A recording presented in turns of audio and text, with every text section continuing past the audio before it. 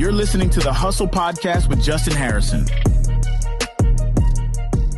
My name is Lydia and I'm from Durban. I've got an idea that I want to make a business, but I'm not sure how to raise finances for it. What would you suggest? Lydia, I get asked this question all the time. In fact, it's probably the most common question I get asked. And having bootstrapped more than 100 companies from the ground up with almost no funding, I'm going to give you some real answers from somebody who's been there and done it. And so you want to grab a pen and paper, you want to make notes, because I'm going to drop some real knowledge on you. The very first thing you want to do before you even think about raising money is you want to test your idea. You want to find out if anybody outside of yourself actually has any interest in your idea. You want to make sure that the idea has legs and that it is worth spending time, effort, raising finance, and of course creating a business around. And here's the thing about testing an idea. You definitely don't want to ask family, because family is probably going to try and spare your feelings and be very kind to you. So you want to ask as many neutral third parties as possible.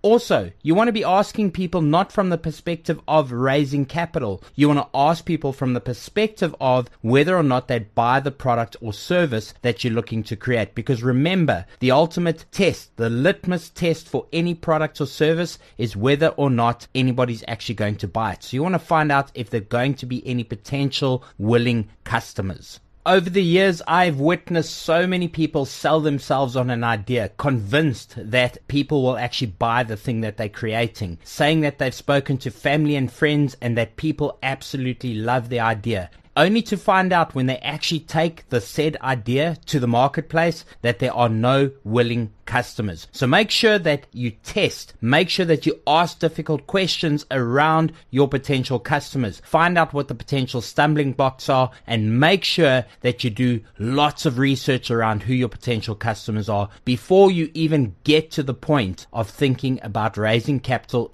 even creating a business. The second point I want to raise is don't let fear hold you back. One of the biggest things that holds people back from actually taking an idea to the marketplace and testing and figuring out whether or not there are potential customers and why people want to register a business first and raise capital first is because they're scared that the idea might get stolen. And here's the thing about worrying about an idea getting stolen. If you don't actually get into the marketplace and start selling it, it is a meaningless concern. At the end of the day, he who has the most customers and secures the greatest market share protects his idea, and that is far greater than any patent or trademark that you can ever have. The third tip I want to give you is something that not a lot of people do, but it is something I highly recommend, which is to create a prototype of your product or your service and to at least try and go and call on a couple of potential customers to figure out how to sell the product or service and figure out what the potential objections and stumbling blocks are, even just around a prototype. Because what this will do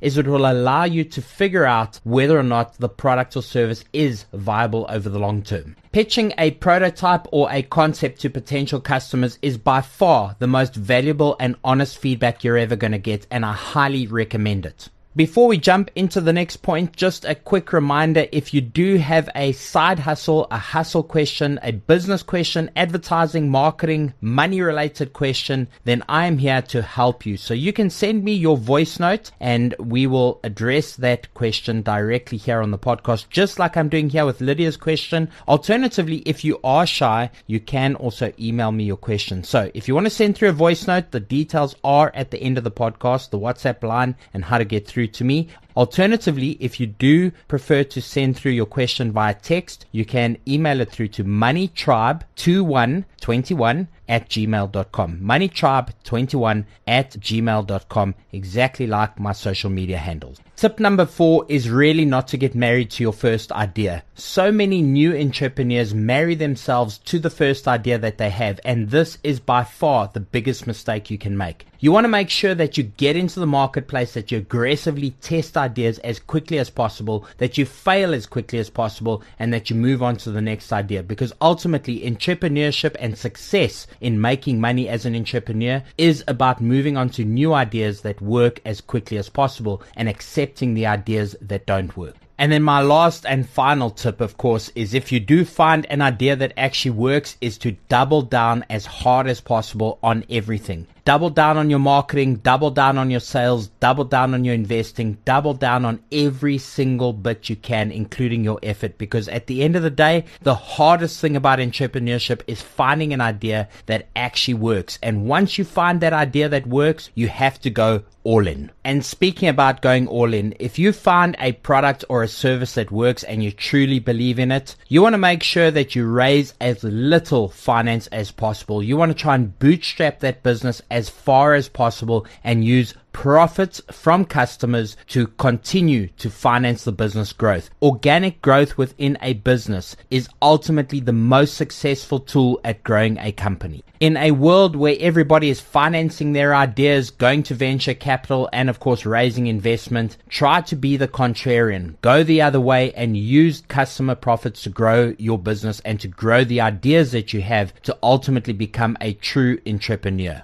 Ultimately, being an entrepreneur is about being a problem solver, not just for your customers, but for your own ideas and for your own business. And one of those problems is how to overcome the idea of financing. So my best advice is spend time and effort figuring out how to run a business without going and raising finance. Long term, it'll put more money in your pocket, but ultimately, it'll make you a better entrepreneur. So hustlers, don't let the lack of money hold you back from achieving your dreams. Get out there and hustle hard. And remember, if you have a hustle or money related question, you can ask me directly via email, moneytribe21@gmail.com. This episode was brought to you by moneytribe21.com. If you enjoyed this episode, be sure to follow and subscribe on your favorite podcast platform.